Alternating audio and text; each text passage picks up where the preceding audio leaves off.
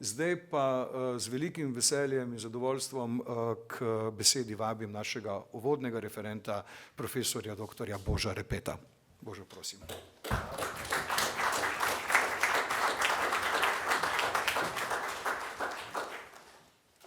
Zahvaljujem se za čast, da smem imeti ta uvodni referat in za privilegij dodatnih 10 minut.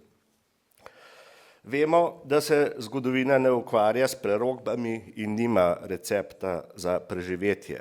Lahko pa pokaže, kako zgodovinske stalnice človeškega delovanja kljub različnim zgodovinskim situacijam vedno znova pripeljejo na rob prepada. Evropa je bila v zadnjih mesecih vojne, prvem letu po koncu druge svetovne vojne in še kar nekaj časa potem, odvisno pač kje, v popolnem kaosu in poligon maščevanja. Govorim o Churchillovi doktrini maksimalnega uničenja, totalnem bombardiranju nemških mest brez vojaškega pomena, načrtnem izstradanju najmanj nekaj 100.000 nemških vojakov, navajajo se 2- ali 3-milijonske številke, prisilnem delu razoroženih sovražnih enot, kot so jih definirali v izogib ženevskim konvencijam, množičnim smrtim in maltretiranjem v sovjetskih gulagih za nemške ujetnike, obračunih z vrnjenimi kolaboracionisti v Franciji, na Nizozemskem, Norveškem, v Belgiji, pa s fašisti v Italiji in tako naprej. Kriminal, plenjenja in nasilje so bili splošno razširjeni, saj je bilo orožje na voljo, oblast pa šibka. Črni trg je cvetel, lakota in pomanjkanje sta bila vsakdanja, prav tako posilstvo ali prodajanje telesa za konzervo hrane ali tablico čokolade. Militaristični imperialni Churchill je v operaciji Unthinkable že načrtoval novo vojno s Sovjetsko zvezo, le da pragmatičnim Američanom ni bilo do tega.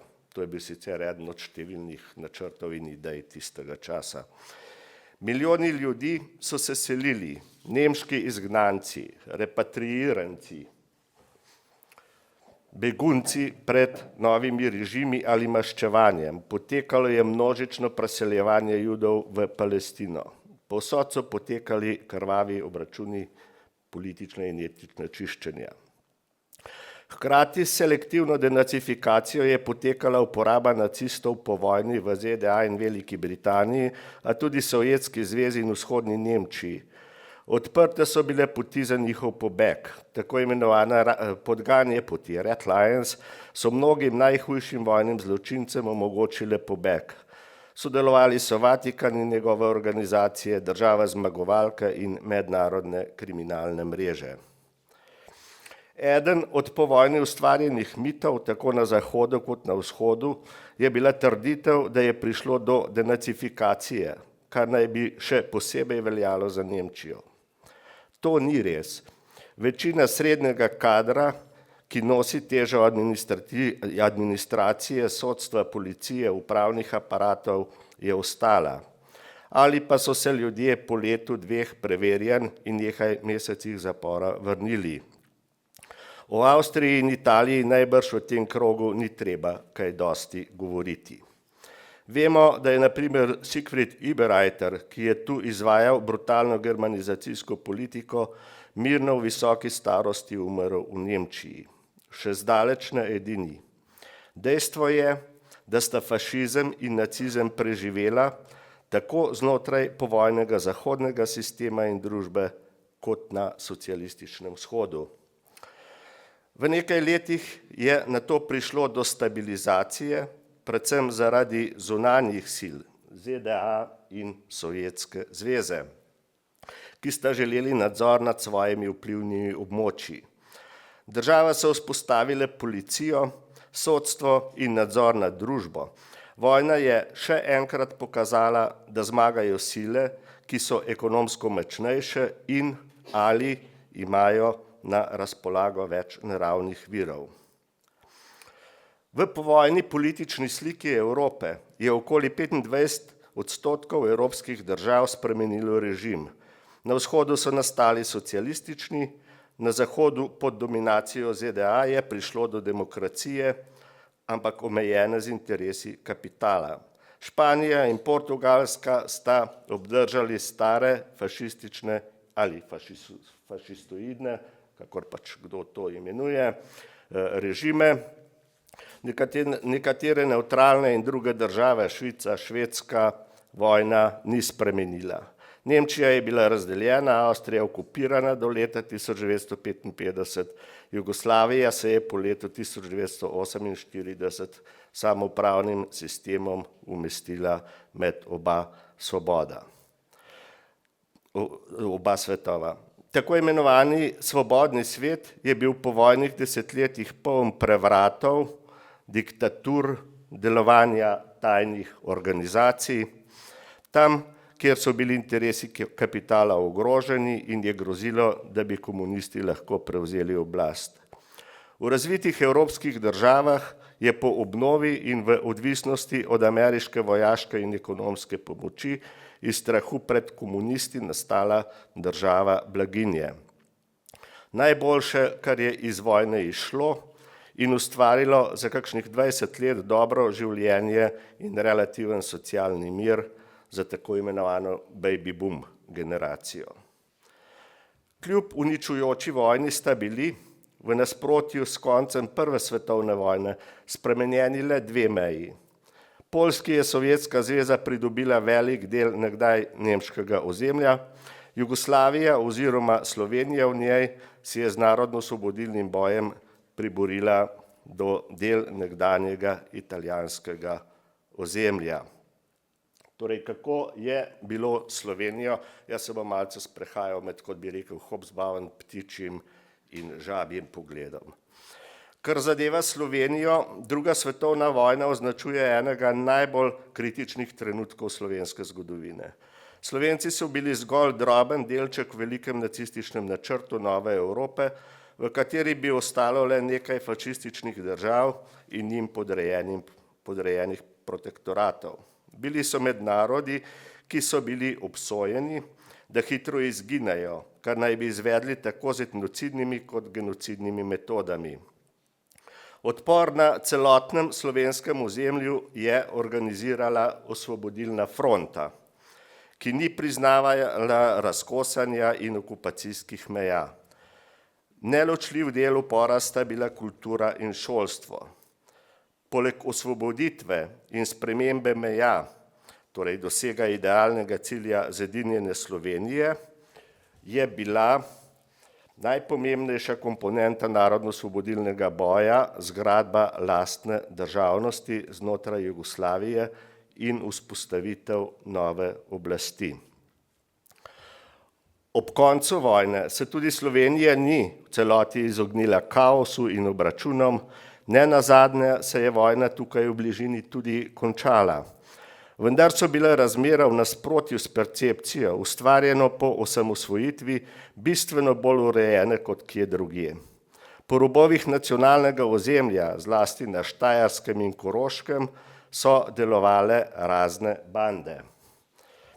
Matjaževa vojska, ostanki domobranstva in podobno, vzdrževane tudi strani zahodnih obveščevalnih služb. Vendar, Slovenija je imela izgrajeno ljudsko oblast, od parlamenta do vlade, bila je del mednarodno priznane demokratične federativne Jugoslavije, imela je jurisdikcijo nad slovenskim ozemljem, razen na zahodu, kjer je bilo odprto vprašanje Trsta in Julijske krajine in na njenem ozemlju ni bilo okupacijskih zavezniških sil. Zadeve so v primerjavi s tistimi v Evropi relativno dobro funkcionirale. Tudi preskrba s kombinacijo prisilnega odkupa in pomoči mednarodnih organizacij. Seveda so bili tudi lačni in manjkalo je vsega, a gotovo je to daleč od percepcije, kako je bilo zaradi komunizma v Sloveniji bistveno slabše kot na Zahodu, Zahodna Evropa pa, da se je z Marshallovim planom, da je kar vzniknila iz pepela. Naj tu rečem nekaj o žrtvah, današnjem odnosu do njih, o grobovih in terminologiji. To sicer ni moja ožja raziskovalna tema in tudi sicer bodo o tem tukaj govorili drugi. Se mi pa zdi nujno, da vendarle pogledamo malo širše. Naredil sem pregled smrtnih žrtev in vojne škode na osnovi obstoječih virov, napisani so na koncu teh nekaj slajdov. Za pomoč se tukaj sicer zahvaljujem tudi dr. Nevenki Troha in dr. Damijanu Guštinu. V drugi svetovni vojni je bilo najmanj 60 milijonov žrtev. Ocene gredo, kot veste, do 85 milijonov. Od tega ima 30 do 45 milijonov neoznačene grobove. Slovenija je na tem področju storila precej, a žrtve so danes v Sloveniji znova vrednostno razdeljene po ideoloških kriterijih, kar se kaže tudi v terminologiji. Pojem žrtve komunističnega nasilja se uporablja za povojne žrtve, medtem ko žrtve zahodnih medtem ko se za žrtve zahodnih zaveznikov torej uporabljajo mehkejši izrazi, kot je zločini zmagovalnih zahodnih sil in podobno. Pa še to predvsem pri nekaterih kritičnih zgodovinarjih. Do leta 1990 se izraz žrtve komunističnega nasilja na Zahodu ni uporabljal, saj sta zmaga in zavezništvo v vojni ustvarila pozitivno perspektivo do vseh članic protifašistične koalicije. Sprememba terminologije po letu 1990 v postkomunističnem svetu in Evropski uniji je pripeljala do ideološkega prevrednotenja zgodovine. Sovjetska zveza in Jugoslavija sta označevani kot bolj kruti in barbarski v primerjavi z zahodnimi zavezniškimi silami. K tej percepciji so po osamosvojitvi in razpadu Jugoslavije kar precej prispevali tudi slovenski zgodovinarji. Če bi že res lahko empirično in ne ideološko označili, razločili stopnje nasilja med recimo temu bolj prefinjenim zahodnim obračunavanjem in bolj brutalnim vzhodnim, je vzrok predvsem v tem, kar vidite na tej tabeli. Torej v številu žrtev, silovitosti vojnega nasilja in ne nazadnje tudi v dejstvu, da vojna ZDA na njenem ozemlju, razen na Havajih, ki so bile praktično njena kolonija, ni prizadela, Veliko Britanijo pa le deloma v začetnem obdobju vojne.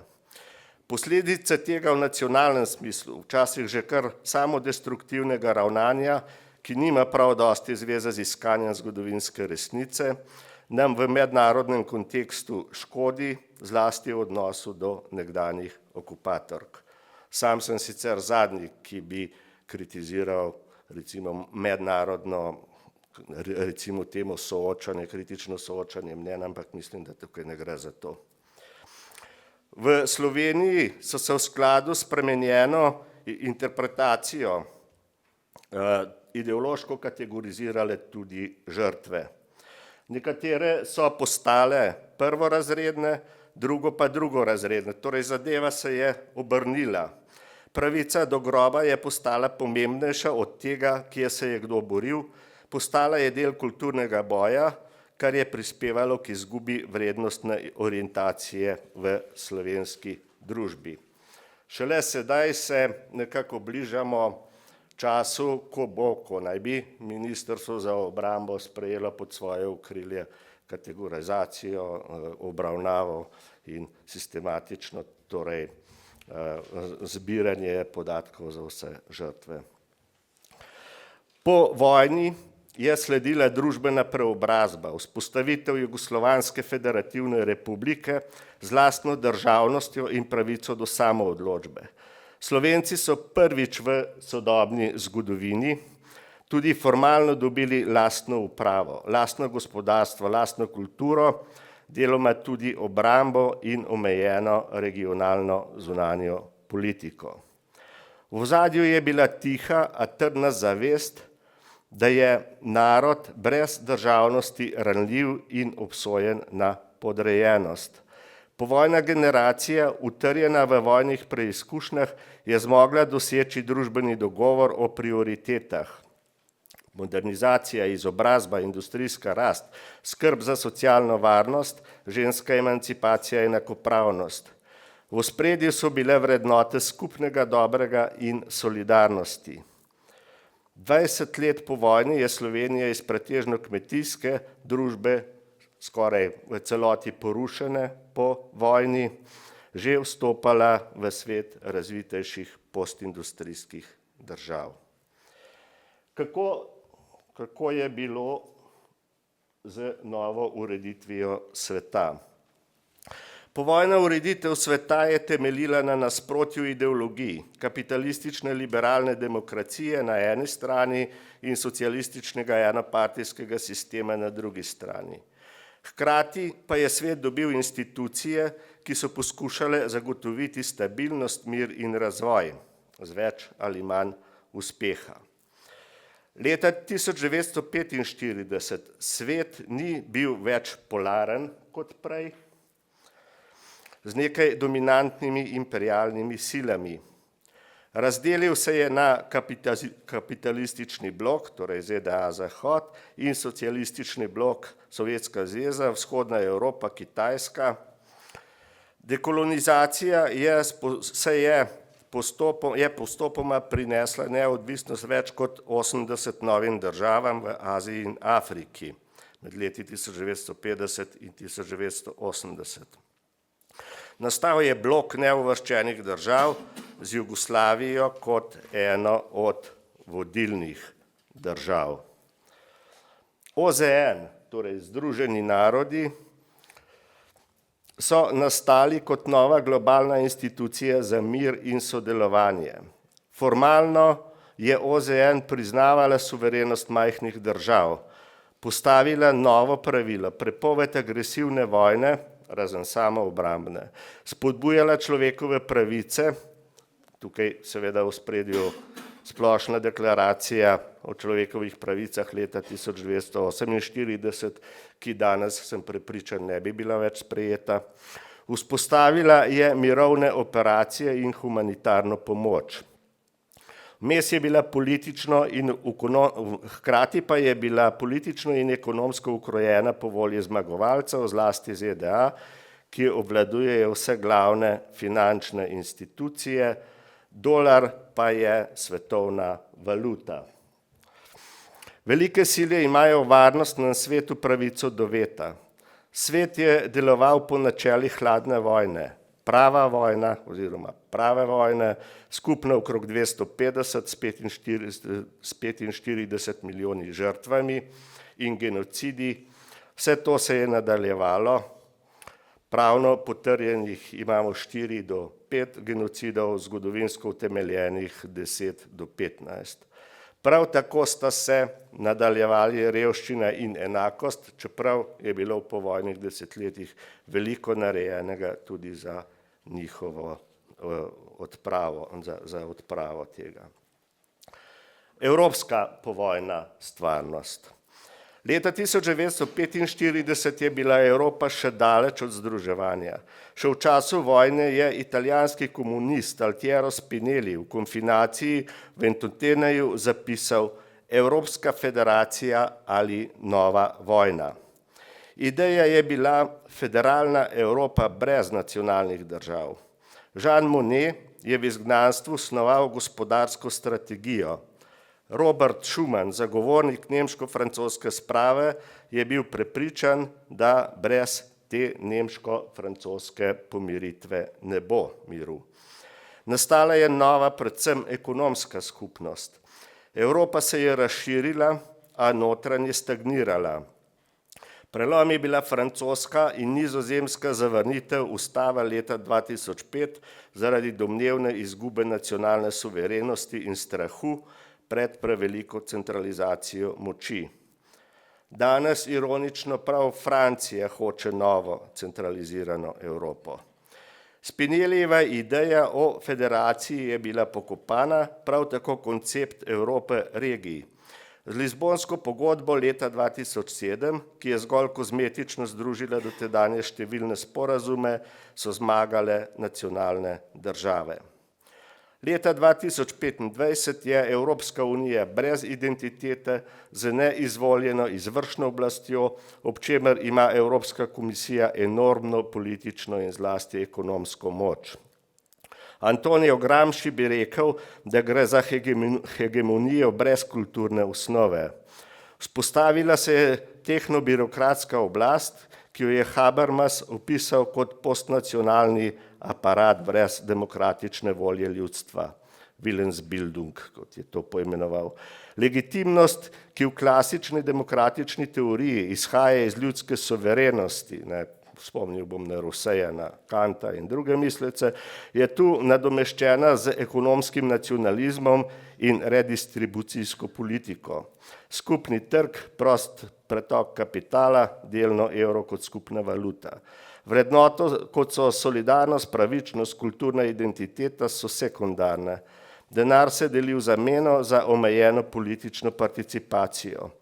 V Evropski uniji sobivajo države z diametralno različnimi stališči do osnovnih človekovih pravic. Splav je na primer pravica v nekaterih državah, v drugih je kazniv in gredo ženske za to v zapor. Svoboda medijev je povsod podrejena logiki političnega mainstreama, v nekaterih državah pa močno ogrožena. Veča se število držav, v katerih izvoljena oblast postopoma demontira liberalne institucije, se pravi sodstvo, svobodo medijev in tako naprej. Evropa pravzaprav je pa v tem odzivu zelo medla. Torej, nova Evropa zdaj spet temelji, če rečem simbolično, na premogu in jeklu. Evropa kot mirovni projekt je bila še enkrat znova zamenjena za projekt militarizacije in priprav na novo vojno. Od ruske invazije na Ukrajino in zmage Donalda Trumpa v ZDA je EU brez orientacije in brez omembe vrednega vpliva v svetu z neizvoljenimi elitami, ki niso dorasle položaju. Obstaja realna nevarnost, da se bo v prihodnjih desetletjih skrčila na manjše, tesneje integrirano jedro, medtem ko bodo obrobne države potisnjene v stanje trajne odvisnosti in nestabilnosti. Še nekaj o današnjih posledicah druge svetovne vojne. V mednarodnem kontekstu se leta 2025 končuje obdobje liberalne globalizacije. Dominacija ZDA in univerzalnih pravil igre. Svet postaja večpolaren, razdrobljen in nevaren. Oblikuje se nekaj centrov moči, ki si bodo razdelili interesne sfere, tako kot so si jo veliki trije v času druge svetovne vojne. Kaj lahko pričakujemo? Svojega videnja seveda ne morem argumentirati z zgodovinopisnimi metodologijami, ampak na osnovi izkušenj kritičnega opazovanja in prizadevanja, da o stvarih razmišljam izven ustaljenih kalupov in diskurzov, ki ga vsiljuje politika, mediji, socialna omrežja in tako naprej. Svet postaja zelo podoben tistemu, ki smo ga bili navajeni gledati v znanstveno-fantastičnih filmih. Temelji in še bolj bo na strahu, čeprav je bila cela mednarodna organizacija zgrajena na obljubi o življenju brez strahu, kot vidite tukaj. Resnični geopolitični cilji se bodo soočali v regionalnih vojnah, še naprej bo permanentna nevarnost jedrskega uničenja sveta.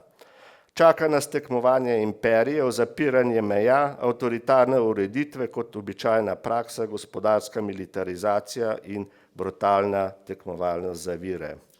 Vladajoči razred bodo pripadniki tako imenovanega digitalnega fevdalizma, država pa njihovo orodje za obvladovanje množic. Življenjski pogoji bodo neenakomerno porazdeljeni. Visoka kakovost življenja v tehnoloških trdnjavah bogatih držav in še posebej znotraj njih za njihove elite. Drugod pa revščina, podnebne in politične migracije in nasilje. Tehnologija bo nadomestila nekatere funkcije držav, a hkrati tudi omogočala krepitev nadzora. Zaenkrat ne kaže, da bi bilo to v korist demokracije in družbene solidarnosti, ki je potrebna za stabilno življenje, prej za njeno uničevanje. Naj ta svoj lok končam z slovenskim žabjim pogledom. Hotel sem vam pokazati neko simbolno sliko kakšnega impozantnega objekta, ki ga je Slovenija zgradila v teh 30 letih. Kot bi to lahko naredil za prejšnjo socialistično republiko, klinični center, jedrsko elektrarno, Cankarjev dom, Ljubljansko banko, stolnico Iskre in tako naprej. Pa mi, razen teh velikih Pahorjevih zastav, ni prišlo na misel nič pametnega. No, morda mi boste vi dali kakšno idejo. Osamosvojitev Slovenije leta 1991 ni prinesla začetka državnosti, temveč zaključek procesa, ki ga je začela generacija med drugo svetovno vojno. Slovenija je bila do tedaj kot Jugoslovanska republika moderna in funkcionalna država z razvito ekonomijo, bančnim sistemom ter infrastrukturo in tehnološkimi dosežki na tisti ravni, ki jo je seveda zmogla. Osamosvojitev je bila rezultat geostrateških sprememb in zgodovinske logike, ki bi se seveda lahko razvila tudi drugače, vsekakor tudi zelo dobrih odločitev tedanje generacije v kritičnih trenutkih, ker to zgodovinsko okence se odpre samo enkrat, na vsakih nekaj 100 let, če sploh še se odpre. Šlo pa je tudi za naključja in srečo, kot vedno v zgodovini. Glavni cilj je postal vstop mednarodne institucije, zlasti OZN, EU in NATO. Politične elite so se z olajšanjem vrnile v logiko izpolnjevanja navodil iz centra, tokrat iz Bruslja. Torej, osamosvojitev nam je res prinesla formalno, odnesla pa vsebinsko državnost. Ker funkcije države so se skrčile, razprodano je bilo premoženje, organizacija osnovnih sistemov je šibka. Vrednote kot skupno dobro in odgovornost so nadomestili individualizem in tudi pohlep. Slovenija je izgubila primerljivost z razvitimi državami. Identiteta državljanstva se je reducirala na vlogo potrošnika, socialne razlike so razdelile družbo. Družbena povezanost in občutek za državnost, značilna za vojno in povojno generacijo, sta izginila. Vstop v Evropsko unijo je prinesel stabilnost in gospodarsko rast, ki je temeljila na majhnih podjetjih in servisni dejavnosti. Enkrat pač za nemške avtomobile, drugič za nemške tanke, kot se nakazuje. Slovenija je postala periferna država, izenačena z vzhodnoevropskimi državami, ki so bile v času socializma razvojno daleč za njo. Politične elite niso zmogle konsenza, ki bi presegel partitokratsko politično ureditev. Delitev države med strankami in kratkoročne volitve in kratkoročna obdobja med volitvami. Že dosežek preživeti cel mandat je v Sloveniji zelo velik. V takem svetu imajo majhne, ne samozavestne in neorganizirane države malo možnosti za preživetje. Od tega Iga Set, znameniti španski filozof, je v knjigi Upor množic iz leta 1930, v času torej, ki je ne po zgodovinskih okoliščinah, te so danes zelo različne, pač pa po logiki človeškega delovanja, torej v času po tej logiki zelo podoben današnjemu, ugotovil, da države propadajo takrat, ko izgubijo notranjo kohezijo, ko vladajoča elita ni več sposobna voditi, množice pa nimajo več skupne vizije, vrednot in ciljev. No, naj vas ne zagrabi panika. Slovenija bo formalno še naprej obstajala kot mednarodno priznana država, a marginalizirana, ekonomsko in politično jo bodo obvladovali močnejši sosedje in velesile. Naše življenje je že sedaj, še bolj pa bo v bodoče odvisno od tega, kaj se bo zgodilo z Evropsko unijo. Za kaj več bi ob že zapravljenem in nepovratno izgubljenem morali imeti neprimerno bolj sposobne politične in ekonomske elite, zlasti pa zmožnost nacionalnega konsenza. Hvala lepa.